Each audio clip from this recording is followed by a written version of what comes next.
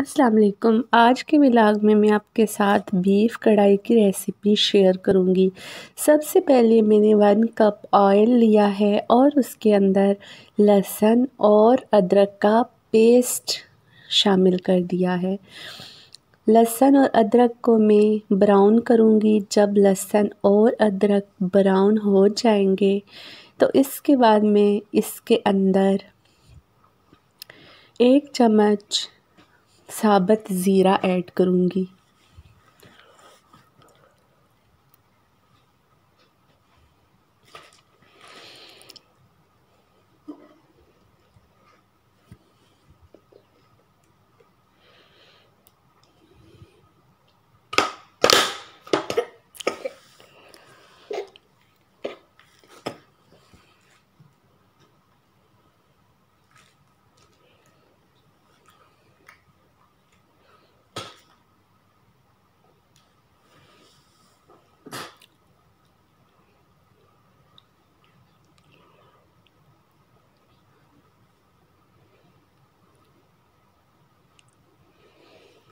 इस स्टेज पे मैं ज़ीरा इसके अंदर शामिल कर दूंगी। ये ब्राउन हो रहा है।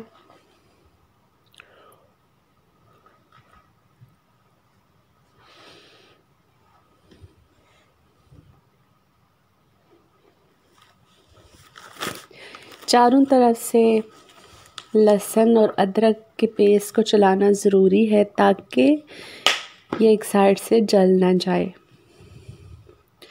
अब इसको मैं गोल्डन होने तक पकाऊंगी। जब इसका कलर चेंज होना शुरू हो जाएगा तो इसके अंदर मैं ऐड कर दूंगी टमाटर।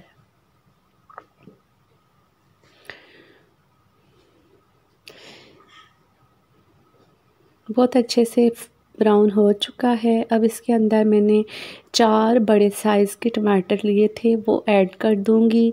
मैंने बीफ के अंदर रेड मिर्ची और नमक के साथ उसको उबाल के रख दिया था, इसलिए यहाँ पर मैं कोई भी मिर्ची नहीं ऐड करूँगी और ना ही मैं नमक ऐड करूँगी। गोश्त को जब भी बॉयल करना हो उसके अंदर मिर्ची और नमक डालें तो गोश्त का टेस्ट बहुत अच्छा आता है। नमक और मिर्ची का जायका उसमें आ जाता है। मेरा गोश्त बहुत अच्छे से हो चुका है। मेरे टमाटर भी काफ़ी हद तक हो चुके हैं। अब इसके अंदर मैं गोश्त ऐड कर दूंगी और इसको फ्राई करूंगी।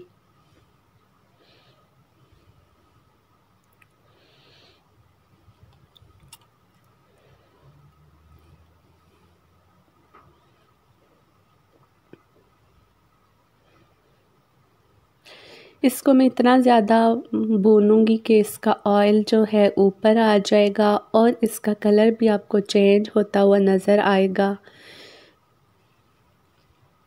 उसके बाद आप इसको हरा धनिया, हरी मिर्चों के साथ गार्निश कर सकते हैं। छोटे छोटे पीस लंबाई में अदरक के काट के उसके साथ भी इसको गार्निश करेंगे तो इसकी बहुत प्यारी लुक आएगी।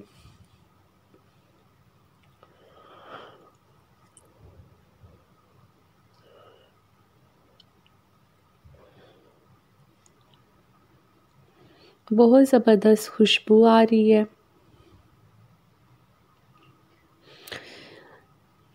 जब मेरा गोश्त ऑयल छोड़ना शुरू हो चुका है तो इसके अंदर मैं अब धनिया पाउडर 1 चम्मच ऐड करूँगी। उसके साथ इसकी खुशबू बहुत अच्छी हो जाएगी। यहाँ पर मैंने इसके अंदर धनिया पाउडर ऐड कर लिया है और इसको मैं मज़ीद 5 मिनट भूनूंगी। उम्मीद है कि आज की रेसिपी आपको अच्छी लगी होगी। ये है मेरी बीफ कढ़ाई की फ़ाइनल लुक। इसको चाहें तो आप गार्निश कर सकते हैं। इंशाल्लाह नेक्स्ट वीडियो में फिर मिलते हैं।